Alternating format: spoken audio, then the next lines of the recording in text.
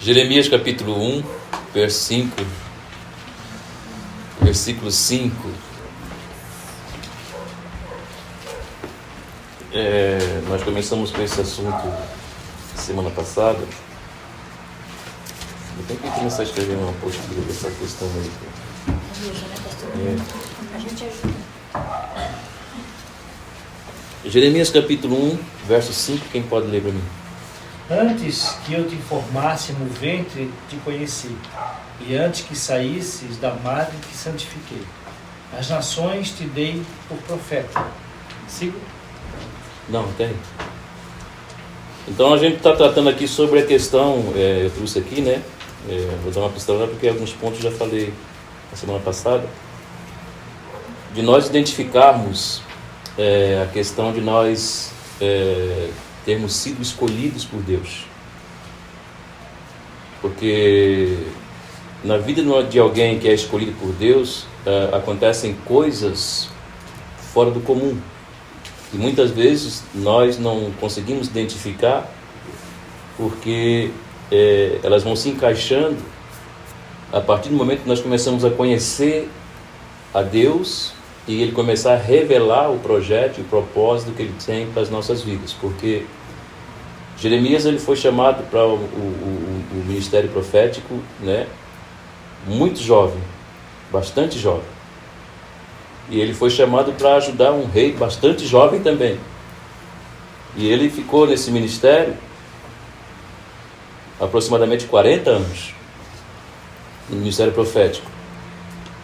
E por ser muito jovem, ele com certeza, aqui não está declarado na Bíblia, não está escrito, né, isso, mas ele tinha a sua vida, ele tinha as coisas que ele fazia, ele tinha os seus projetos, ele tinha os seus sonhos, porque o Senhor se apresenta para ele na idade da juventude e declara para ele: olha, Jeremias, eu estou te revelando algo agora para o seu coração e quero dizer uma coisa para você. Antes que você foi formado, interessante nós entender aqui que não ele foi formado antes que eu te formasse no ventre da tua mãe, porque é Deus que está formando o bebê, é Deus que está formando aqui, né? Antes, eu o conheci antes de te formar, diz a minha tradução aqui. Antes dele ser formado, o Senhor já o conhecia. E depois o Senhor diz: e eu te separei e te santifiquei como profeta para as nações. Mas até aqui esse ponto, o Jeremias tinha sua vida antiga, né? Até essa palavra revelada ao seu coração, até essa palavra dita a ele, ele tinha sua caminhada antiga. Ele tinha da infância, adolescência, juventude, e agora ele está na juventude. Como é que nós podemos identificar? Será que nós estamos aqui por acaso? Será que nós estamos aqui porque nós planejamos isso? Não. Porque diante de Deus não há acaso. E o Senhor ele tem um plano, um projeto para a vida de cada um de nós que aqui estamos. Como nós olhamos, quer ver? Alguém pode ler para mim Mateus capítulo 22, versículo 14. Porque eu acabei de falar aqui, né? Estou pedindo para alguém ler porque eu não trouxe meu óculos. 22, 14? Mateus capítulo 22, versículo 14. Pois muitos são chamados, mas poucos são escolhidos. Está vendo? Muitos são chamados, mas poucos são escolhidos. Então Deus ele tem um plano, um propósito, um projeto para a vida de cada um que Ele escolhe. Ser chamado é uma coisa, ser escolhido é outra coisa completamente diferente. E como é que nós conseguimos identificar? Como é que nós vamos identificando essas questões? Eu falo da minha trajetória com Jesus, da minha conversão. Eu não tinha planos de estar numa igreja, eu não planejei estar cantando, pregando ou cultuando ao Senhor. Não, isso não veio no meu coração antes de Jesus. Mas no coração de Deus já estava. Então é assim que nós vamos identificando, porque algumas coisas vão acontecendo na vida de quem é escolhido. A vida de quem é escolhido por Deus, ela acontece algumas coisas fora do comum. Você lembra da sua infância? Você lembra da sua adolescência? Você lembra do tempo da sua casa, com seus pais, com a sua mãe, da sua família? Os planos que você tinha, os projetos que você tinha? Você planejou isso aqui, você planejou isso daqui, você planejou estar viajando, estar pregando, estar ministrando?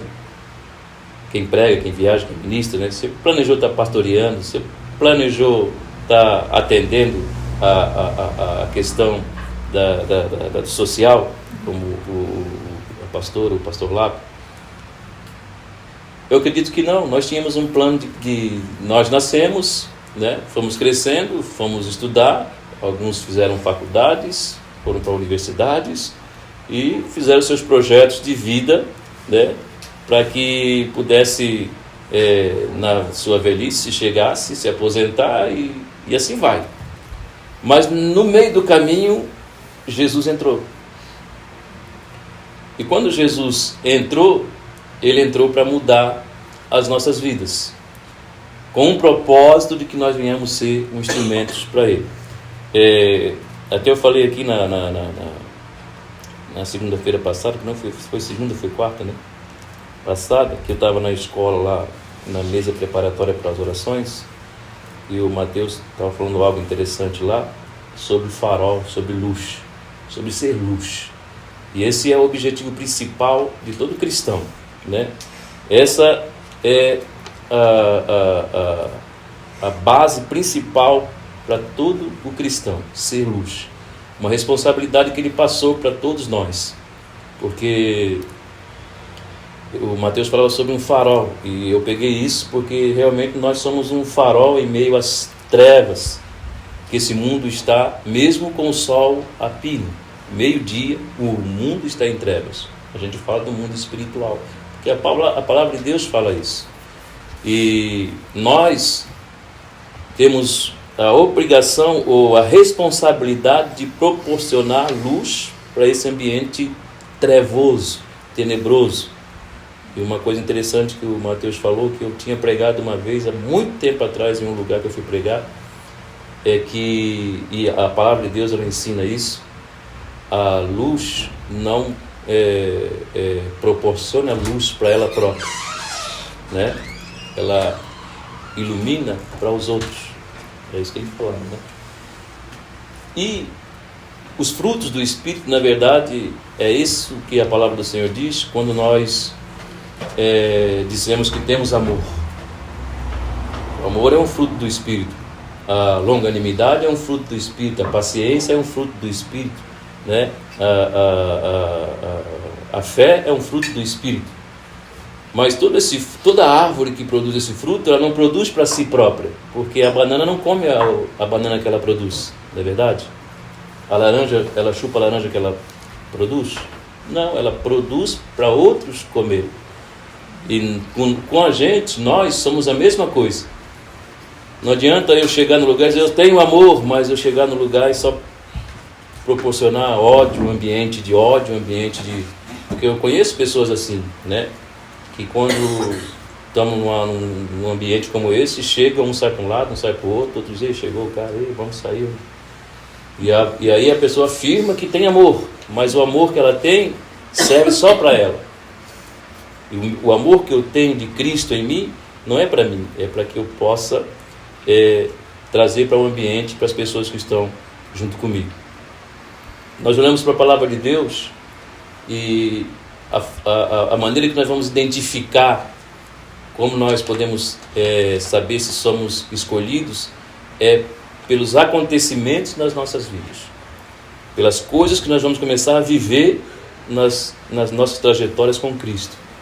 Nós vamos identificando na nossa caminhada, muita coisa aconteceu antes de Cristo, pelo menos na minha vida, que hoje eu posso entender que se não fosse Deus, se não fosse o Senhor, se Jesus não tivesse um plano, se Deus não tivesse um propósito na minha vida, eu não estaria mais aqui. Eu falo a forma que eu vivia antes de Jesus e pelo o que ocorria, o que acontecia comigo, o que vinha acontecendo desde a minha infância. Então, hoje é tudo muito claro para mim, hoje é tudo muito nítido, os acontecimentos que ocorriam comigo desde a minha infância, na minha casa, crescendo, da forma que eu vivi, e as coisas que aconteciam na minha vida. Eu não vou te testemunhar aqui porque não vale a pena estar lembrando. Mas eu creio que com todo mundo também alguma coisa aconteceu. Com todos os que estão sendo chamados para Deus, para um plano, para um propósito. E agora nós temos aí esse plano, esse propósito desse tempo do último dia. Dos últimos dias, né? O que nós queremos aqui? São questionamentos que nós precisamos fazer para nós mesmos. O que é que nós queremos aqui? O que eu estou fazendo aqui? Qual é o objetivo de eu estar aqui? Para que eu estou aqui? Se você está aqui, você não está passando aqui para dar uma passadinha, não está dando uma voltinha, né? Você está aqui porque tem um propósito de Deus. Talvez, de repente, muita gente, no início, no começo, não vai nem entender. Eu vou lá porque tem indo gente lá, também vou junto, vou estar perto, vou estar com eles e tal. E algumas coisas vão começar a manifestar-se no decorrer da sua trajetória com o Senhor, e você vai descobrindo os pontos onde você vai identificar que você não é apenas um chamado, você agora passou a ser um escolhido. Tipo uma grande sala, tem algumas vagas de empregos para serem ocupadas, e lança-se um chamado em rádio, internet, hoje é internet, passa um carro de som na rua, as pessoas enchem aquela sala para ocuparem aquelas vagas que estão abertas para trabalhar. E assim funciona também no reino de Deus. É uma grande sala mundial, onde o Senhor está chamando muita gente, mas Ele está observando. E nessa dele observar, Ele vai olhando para cada um, Ele vai vendo o caminhar de cada um, e Ele sabe de todas as coisas. Agora, como é que nós vamos identificando? Nós vamos identificando com acontecimentos que ocorrem nas nossas vidas, que não acontece em outros, na vida de outros. Não acontece. E a gente recebe livramento, e as pessoas dizem como é que ele sobreviveu, como é que ela está de pé, como é que ela está firme, como é que ele está firme, e perguntam para você, e às vezes você mesmo se pergunta como é que eu consegui, como é que eu venci, como é que eu passei, como é que eu rompi. E a resposta vai estar sempre no propósito de Deus. Porque muitas coisas ocorrem nas nossas vidas, na nossa caminhada com o Senhor. Muitas coisas que nós não gostaríamos de estar passando, que por nós mesmos nós não iríamos buscar, né? Mas nós passamos. E situações que parecem que nos fogem do controle, coisas que parece que não temos, não iremos conseguir romper, avançar, vencer. E passa uma semana, um mês, um ano, 2 anos, 10 anos, e a gente, poxa, eu lembro daquele dia, cara, ali foi Deus. E é como o salmista fala, né? Se não for o Senhor, ora diga Israel. A gente tem uma base pelo próprio Israel de Deus, né? Povo odiado, né? Povo massacrado, povo perseguido durante todo o tempo que o mundo é mundo. Israel, ele é perseguido, mas é escolhido de Deus. Israel é escolhido. Ninguém consegue destruir Israel. Não tem força neste mundo capaz de destruir Israel. Nada consegue destruir Israel. Por quê? Porque Israel é escolhido, né? E ninguém consegue destruir um escolhido. Ninguém consegue parar um escolhido. Então eu estava falando aqui sobre alguns pontos que eu tinha escrevido aqui. Depois eu faço a apostila, tá, irmã? Eu vou escrevendo, depois eu faço. E algumas coisas que a gente pode identificar como a gente pode descobrir se a gente é escolhido ou chamado. Chamado eu tenho certeza que eu sou. O Lapa tem certeza que todos nós aqui temos certeza que somos chamados, sim ou não? Amém? Mas escolhidos, será que somos? Essa questão do ser escolhido vai se manifestando da forma como nós vamos nos comportar depois existe alguma coisa no coração de um escolhido no espírito de um escolhido que não há no coração de outras pessoas, de muitos chamados. E não é uma coisa sua, não é uma coisa minha, é uma coisa que vem de Deus. Você fica inquieto. Quem aqui já sentiu vontade de parar? Sério? Tinha nem mão pra levantar isso tudo. Quem já quis desistir, chutar o balde, parar, abandonar, largar, mas você não consegue. Só essa semana foi uns 3 dias. Essa semana? E você está novo, né? Na semana passada. E você está novo, né? Mas você não consegue. Você não consegue desistir. Você só vai conseguir desistir se não for escolhido. Mas se você for escolhido, você não consegue. Vou ter que anotar essa. Não tem como. Vai ter jeito. Você quer fugir, você quer chutar o balde, você quer largar, você quer esculhambar com tudo, parar com tudo, abandonar tudo, mas você não consegue. Você pode ficar 1, 2, 3, 5 dias, 10 dias, uma semana, um mês, mas daqui a pouquinho alguma coisa começa a inquietar você. Você começa a ficar inquieto, sabe? Porque você é um escolhido. Dessa forma você consegue identificar. Tem muita gente que começou alguma coisa em Deus. Fazem 30 anos que eu estou no Evangelho, né? 30 anos. Quantas pessoas que eu já vi lá no auge, lá em cima? E hoje estão parados. Desistiram, largaram, abandonaram. Mas eu muitas vezes também já senti vontade de parar, de abandonar, de largar, de desistir. Mas não conseguimos fazer isso quando nós somos escolhidos. Não dá. Porque tem uma coisa que nos persegue. E a gente sabe que o amor de Deus, a graça de Deus e o propósito que Deus tem nas nossas vidas, para o que Ele chamou, e muitas vezes nós nem sabemos ainda, nem manifestou ainda o que é que Ele tem para nós. Nós achamos muitas vezes que estamos no rumo certo, naquilo que é, e muitas vezes você está só olhando e rindo, você pensa que você chegou no ponto que eu quero, mas ainda tem algumas coisas onde você vai chegar. Então vai galgando degrau. Eu falo isso, e uma vez eu pensei assim, eu vou parar, eu não quero mais saber disso, eu vou ficar lá, eu vou na igreja, vou sentar lá no banco lá atrás. Eu falei isso aqui para a irmã, eu disse, eu vim aqui, eu não vim aqui para estar fazendo isso, eu vim aqui para estar igual a vocês e junto com vocês.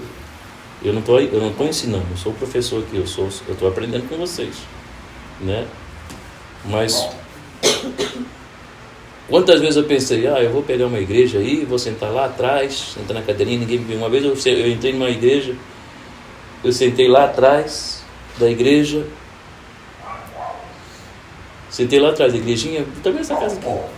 Sentei, fiquei, cultuei a Deus lá, daqui a pouquinho estava cheio, todo mundo. Quando eu virei as costas e saí. Quando eu fui sair, o pastor lá em cima, lá o pregador. Ei, você aí que está saindo, virou as costas, está indo embora. Eu nem olhei para trás, né? É você mesmo, olha para cá. Daí ele disse assim, nem você mesmo pode impedir o que Deus tem para fazer através da sua vida. Eu digo, Senhor, né? Então, mas muitas vezes vem no nosso coração, a gente olha para Jeremias, né? Deus aparece e fala para Jeremias, com ele jovem ainda, 40 anos de ministério profético. Mas quem sabe como morreu Jeremias? Quem quer ser igual a Jeremias? Quem tem, né, cafife para viver o que Jeremias viveu? Passou a sua juventude, entrou na sua fase adulta, viveu, enfrentou tanta coisa, mas morreu fiel ao Senhor, né? Eu quero ler um texto aqui, quero que você leia um texto comigo. O primeiro ponto aqui que eu coloquei é: existe algo diferente em você que não existe na vida de quem não é escolhido. Existem os chamados e existem os escolhidos. E na vida dos escolhidos existe alguma coisa diferente. Como o Mateus falou, né? Nós somos um farol, nós somos luz. nós proporcionamos luz para um ambiente de trevas. E as pessoas, muitas vezes, você nem sabe por que alguém está do teu lado. Muitas vezes você nem entende por que alguém chegou perto de você. Mas é porque você tem algo diferente. Você tem alguma coisa para falar, você tem alguma coisa para dizer, você tem um abraço para dar, que vai mudar a história de muitas pessoas. E isso ocorre na vida de quem é escolhido por Deus. Você vai receber pessoas que vão conversar com você e muitas vezes você não vai nem abrir a boca. E elas vão falar e você só vai ouvir. Daqui a pouquinho elas vão, nossa, muito obrigado, meu Deus, nossa, muito obrigado. Eu só queria falar. E você se prontificou a ouvir. E de repente você diz, eu vou te dar um abraço, vou te dar um aperto de mão, eu vou orar por você. Isso vai mudar a vida. Existe alguma coisa diferente na vida de quem é escolhido. Numa canção que você canta, num aperto de mão que você fala, dá numa mensagem pelo WhatsApp que você manda, uma oração que você envia, muda a trajetória de muitas pessoas, porque você é um escolhido. Você consegue identificar isso. Você não consegue entender muitas vezes, eu falava na semana passada sobre até os animais conseguem enxergar, né? Até o cachorrinho, o gatinho, o papagaio, o coleirinho consegue ver em você que existe algo diferente. Então, os estranhos vão procurar você e vão se sentir bem perto de você, porque você vai ter alguma coisa para falar, para dizer. Esse foi o primeiro ponto. O segundo ponto aqui é que há algo em você que é diferente na vida daqueles que são chamados. Um escolhido, ele tem uma intuição diferente. Ele consegue perceber as questões que estão em sua volta, ele consegue identificar muitas coisas que estão acontecendo. A sua intuição, ela se torna imparcial, né? E é diferente, porque você consegue distinguir entre uma questão e outra. E muitas vezes até você mesmo pergunta, como é que eu consegui fazer isso? Como é que eu fiz isso? Como é que eu falei isso? De onde veio isso? É porque você é escolhido. Isso é um sinal de que você é um escolhido, uma escolhida do Senhor. Amém? E o terceiro ponto aqui, é onde nós vamos entrar um pouco mais profundo hoje, é sobre a sensibilidade, né? O escolhido, ele tem uma sensibilidade diferenciada. Ele consegue ser mais sensível, ele consegue perceber mais a presença do Senhor, ele consegue perceber mais a dor dos outros, ele consegue enxergar o que está acontecendo no coração de outra vida que se aproxima dele, né? A sensibilidade, ela trata com vai para o campo das nossas emoções, né? Que envolve a nossa alma. Então, um escolhido, ele é sensível ao coração de Deus, principalmente o coração de Deus. Eu estava orando com o Senhor uma madrugada e eu falava, Senhor, eu queria que o Senhor mostrasse seu coração para mim. A gente pede coisa louca, né, nas orações com Deus, principalmente de madrugada, quando está meio com sono. Eu digo, mostra teu coração, Pai. Queria ver teu coração. Como é que está o teu coração? Assim, eu converso com Deus assim, né? E de repente me veio a imagem de Jesus crucificado. E eu me espantei com aquela imagem, com aquela visão que o Senhor me deu. E ali o Espírito Santo queria me dizer, esse é o meu coração.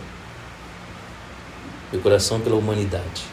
Meu coração pelo caído, pelo fraco, pelo doente, pelo ferido, pelo pobre. Esse é o meu coração. E você precisa agir de conformidade com o que você está vendo nesse coração. Você consegue enxergar? Aí a sensibilidade nos leva a ver. A palavra de Deus, ela diz que os olhos são as janelas da alma, né?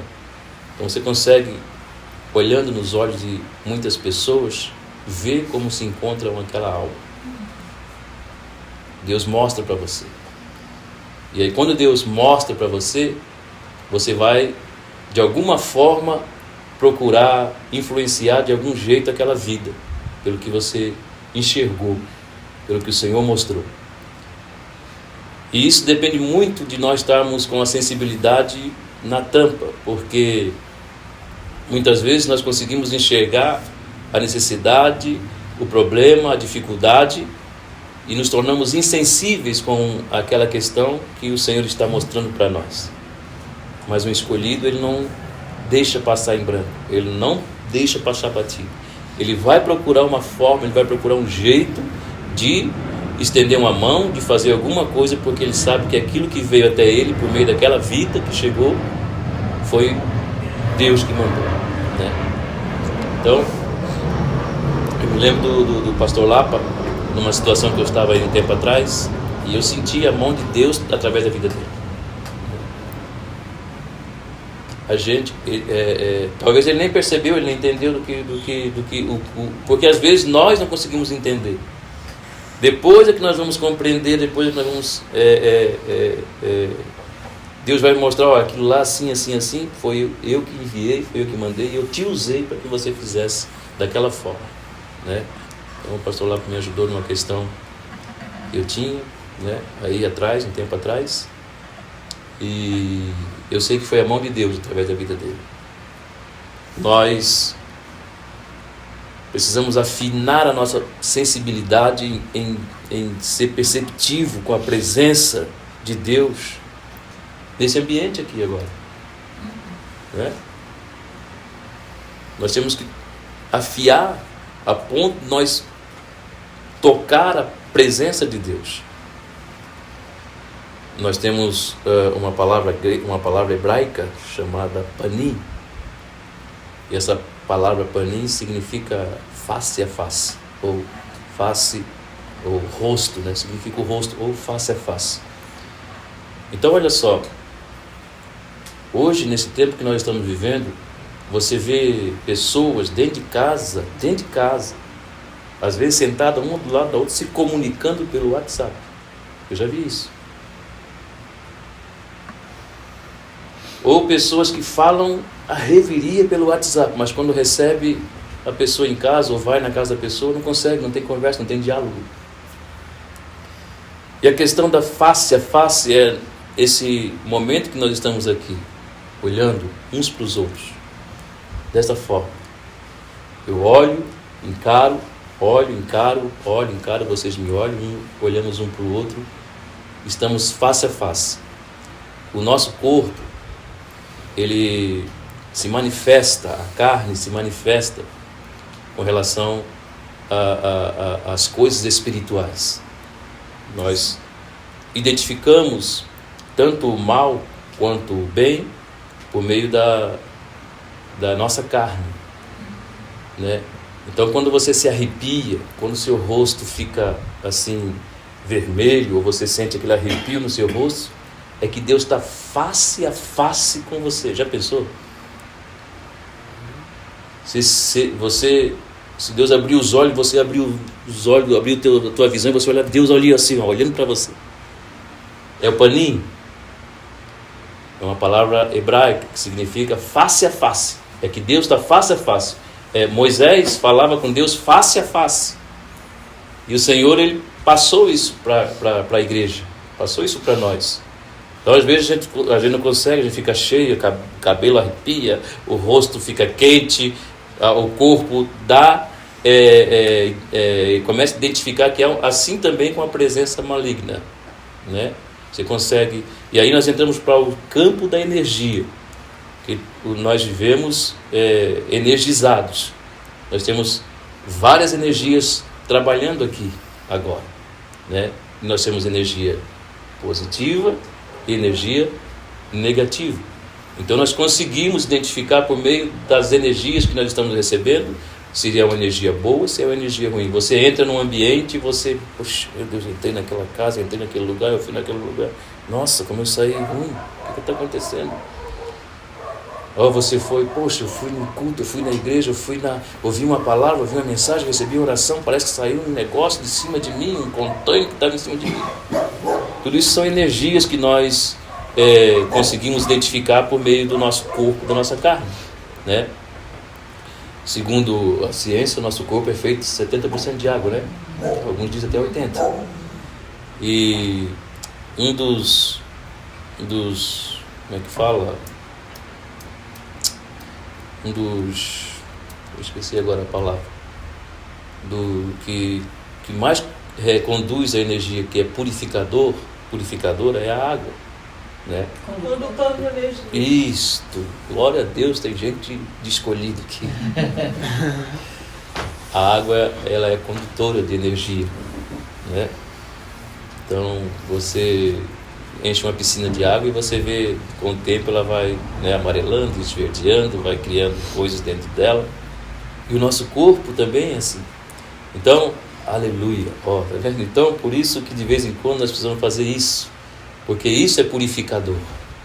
A canção que nós cantamos do Renova-me é para isso, para que o Senhor, com uma energia boa, né, que procede dele, venha nos renovar, né? Renova-nos, Senhor. Renova-nos, porque nós precisamos ser renovados. Agora, um outro ponto aqui que eu quero colocar, de um escolhido, de uma escolhida. Também, irmão, se vocês quiserem falar também, não se preocupe não se prenda não, que eu não sou professor, tá bom? Eu sou só que estou auxiliando aqui. Ok. Uma coisa que acontece muito na vida de quem é escolhido. Isso é forte, porque existe uma coisa que acontece na vida de quem é escolhido, que é lutar contra o chamado. Meu Deus do céu.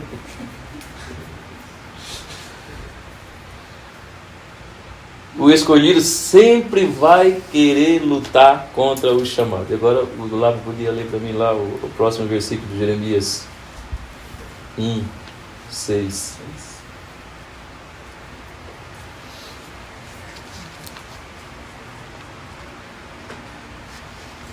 Fazendo uma pegação aqui, já viu? Então disse eu: Senhor Deus, eis que não sei falar, porque sou um menino. Mais outro. Mas o Senhor me respondeu: não digas, eu sou um menino, porque a todos a quem eu te enviar irás, e tudo quanto te mandar dirás. Não temas diante deles, pois eu sou contigo para te livrar, diz o Senhor. Então estendeu o Senhor a mão e tocou-me na boca, e disse-me o Senhor: eis que ponho as minhas palavras na tua boca. Amém? Amém? Está vendo? O Senhor aparece para ele, o Senhor traz a mensagem para ele: Jeremias, eu te escolhi, antes que você foi formado no ventre, eu te separei, Deus, mas eu sou muito jovem. Não, isso não é para mim, é uma responsabilidade muito grande isso. Não. Aí o Senhor trata de corrigir imediatamente o que Jeremias fala. Assim foi Moisés também, quando Moisés foi escolhido para livrar o povo de Israel. Eu sou gago, eu não consigo, para mim não dá. Mas Deus, Ele sabe a nossa estrutura, né? Ele conhece até que ponto nós podemos suportar. E a questão de nós lutar contra o chamado não é difícil ou não é ruim diante de Deus, porque daí nós conseguimos então falar para Ele, nós conseguimos dar um recado para o Senhor de que nós, por nós próprios, não teremos força, iremos ficar na dependência dEle. Até um certo ponto Deus gosta de ouvir isso. Deus, eu não sou capaz, eu não tenho capacidade para isso. O Senhor diz: eu sei, mas eu estou te chamando. E se eu estou te chamando, eu vou te enviar e você vai falar o que eu mandar você falar. Eu vou te capacitar. Essa é uma questão da graça, né? A gente sabe que a graça tem dois significados. Um é um favor que nós não merecíamos. O outro é uma capacitação que o Senhor, Ele traz sobre as nossas vidas. Então o chamado, quando ele sai para ser escolhido, ele recebe a capacitação de Deus. Uma coisa que você vai entender, que muitos não entendem. Eu converso com muita gente. Eu digo, cara, eu leio esse livro aí, não entendo nada, não sei nem o que quer dizer, versículo tal, versículo lá, versículo aqui, não sei o que quer dizer. Você leva isso com facilidade. Mas isso não é de você. Ah, mas eu estudei, eu fiz teologia, eu fiz seminário, mas não é só por causa disso. É porque Deus te escolheu para pregar, para ministrar, para orar, para visitar. Você tem alguma coisa como uma luz que pode iluminar as trevas dentro da tua casa, na vida dos teus familiares, dentro do ministério. Nós temos que ter esse entendimento. E aí você está lutando contra o chamado. E a palavra de Deus diz uma coisa interessante. Não sei se está assim, se tem uma tradução que fala recalcitrar. Tem uma tradução que fala, a minha não fala recalcitrar. Está lá em 2 Coríntios, em Atos dos Apóstolos.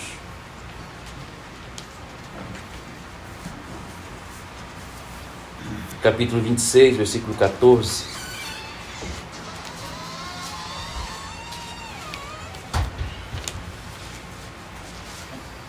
E caindo nós todos por terra, ouvi uma voz que me dizia em língua hebraica: Saulo, Saulo, por que me persegues?